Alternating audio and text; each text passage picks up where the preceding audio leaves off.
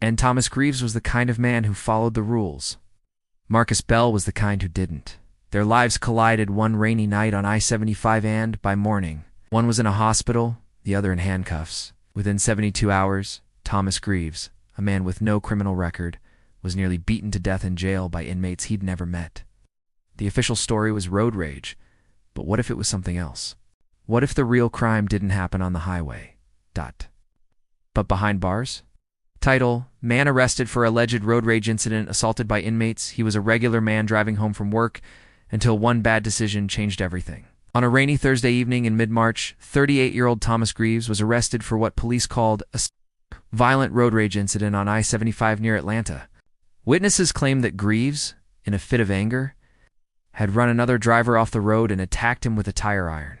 The victim, a 47-year-old delivery driver, suffered multiple injuries but survived. At the time of the arrest, Greaves appeared disoriented and confused.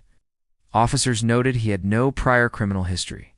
Neighbors described him as quiet, responsible, even kind. But surveillance footage and forensic evidence tied him directly to the scene. The media pounced, branding him the face of an epidemic.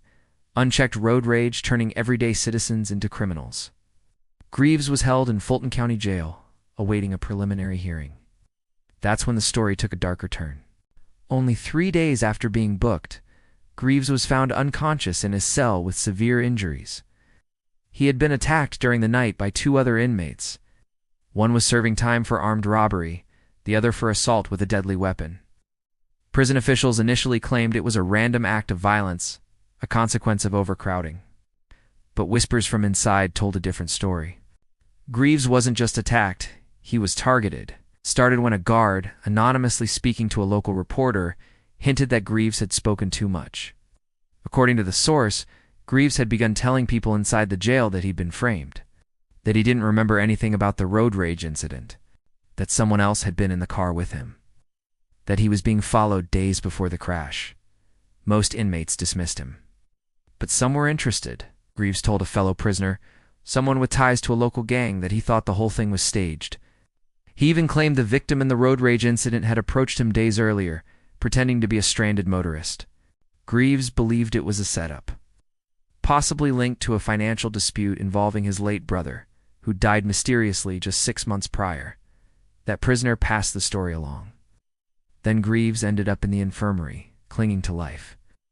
Detectives reopened the investigation after the assault. They dug deeper and found inconsistencies in the initial witness reports. The victim had used a false name when interviewed by police and had since disappeared. Even stranger security footage from a gas station near the crash site showed a second person stepping out of Greaves' car just moments before the assault took place. That person has never been identified. The media changed its tone. The once clear villain had become a possible pawn in something much more complex. 2 weeks after the jailhouse attack, Greaves was released on bail, his face battered, his eyes hollow. The district attorney dropped the charges, citing new and compelling evidence, but no arrests were made for the alleged setup. The men who assaulted him were punished internally, though no motive was ever officially recorded. Today, Thomas Greaves lives in an undisclosed location. He rarely speaks to reporters. Some say he's working with a private investigator to find out who really orchestrated the events that ruined his life. No one knows for sure what happened on that rainy night or why. But one thing is clear. What began as a road rage case turned into a story of secrets, deception, and a man who may have been punished not for what he did, but for what he knew.